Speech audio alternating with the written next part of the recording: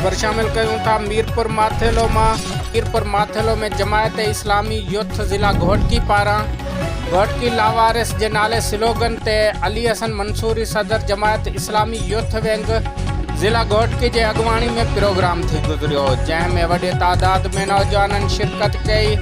जंहिंजा मेहमान ख़ुसूसी तश्कील अहमद सिद्दीकी, अमीर जमायत इस्लामी ज़िला घोटकी ऐं डॉक्टर अब्दुर्रज़ाक मरनास हुआ। उन्हनि खिताब कंदे चयो त जमायत इस्लामी यूथ हिकु पैगाम खणी निकिती आहे त असांजो ज़िलो घोटकी वसाइल सां मालामाल आहे ऐं उते करप्शन वडेरा शाही हिन ज़िले खे तबाह करे छॾियो आहे। कराची खां पोइ ॿिए नंबर टैक्स ॾींदड़ ज़िलो घोटकी लावारिस आहे। बेरोज़गारी, बदहाली ऐं हर पासे हिन ज़िले वासियुनि सां नावाजिबियूं आहिनि।